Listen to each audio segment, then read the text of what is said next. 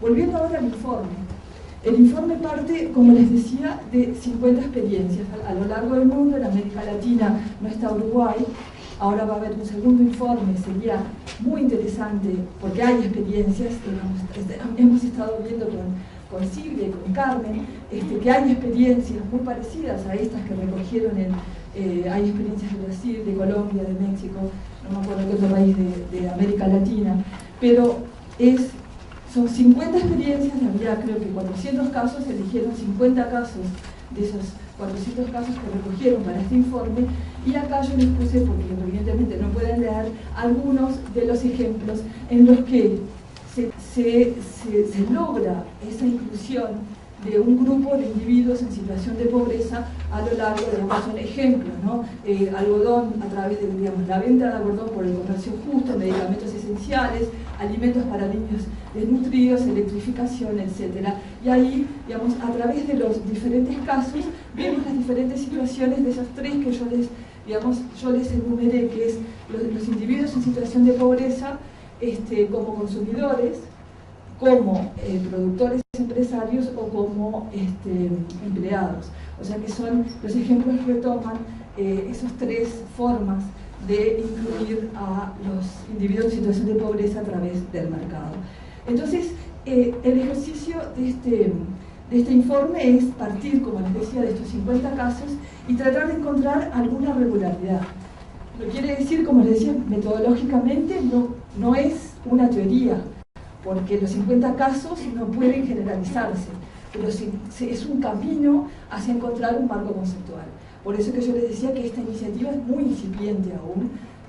Ahora se va a lanzar el segundo informe, y entonces se logra digamos, algún tipo de regularidades en el que se pone, digamos, y se establece una matriz bastante de mismo ver bastante interesante, en el que existen las estrategias, o sea, las estrategias de cómo lograr esa inclusión del mercado y cuáles son las restricciones, ¿no?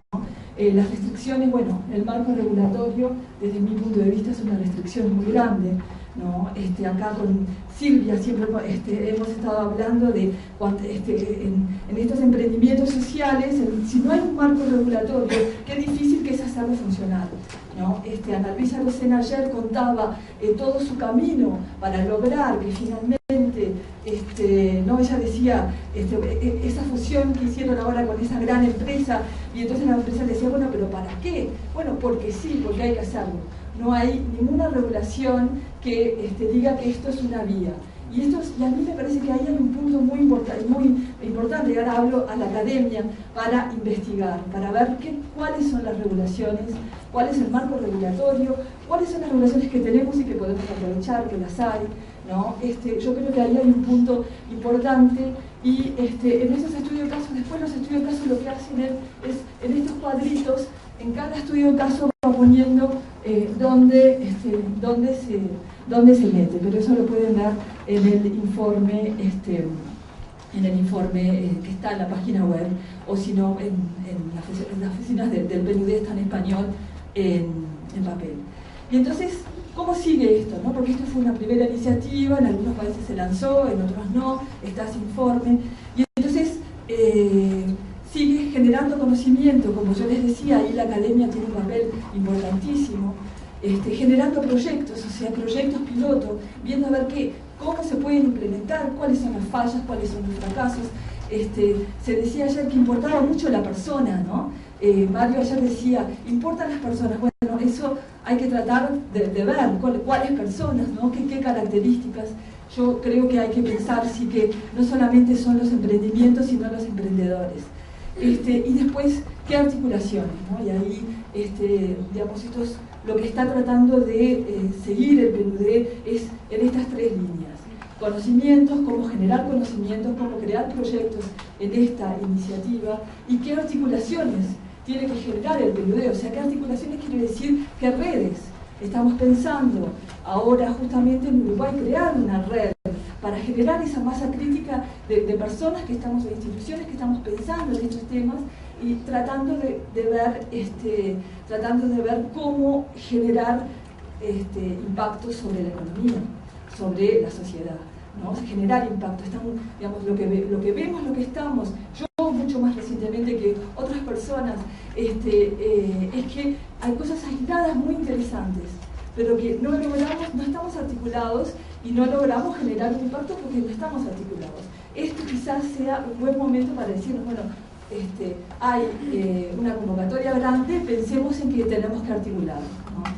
Y entonces, un tema importante que viene, que según parece se está elaborando en el segundo informe del PNUD, que va a salir el año que viene, es cuál es el papel de los diferentes actores. Porque en este primer informe el Estado está ausente. ¿Cuál es el papel? El tema de las regulaciones, pero el tema del papel de la intervención directa del Estado. Por ejemplo, ayer habló una persona del programa de apoyo a emprendimientos del MIDES, ¿no? ¿Y por qué, digamos, cuál es ese papel? ¿Cómo hace el MIDES? ¿Cómo interviene el MIDES? ¿Cómo apoya el MIDES este tipo de emprendimientos? Ahí son preguntas que nos hacemos. ¿Cuál es el rol del Estado? Es un tema que tenemos que pensar. ¿Cuál es el rol del Estado, de las empresas y las organizaciones de la sociedad civil? Yo creo que el ponente español uruguayo, creo que de un instituto español, lo expresaba esto de cuáles son los actores y cómo actúan y cuál es su papel muy claramente. Y yo creo que esto sigue en el PNUD, está ese informe, y yo creo que en Uruguay estamos generando esa masa crítica que espero que esta convocatoria no quede en la nada y que sigamos armando esta red que queremos armar para pensar en estos temas. Bueno, eso era todo y muchas gracias.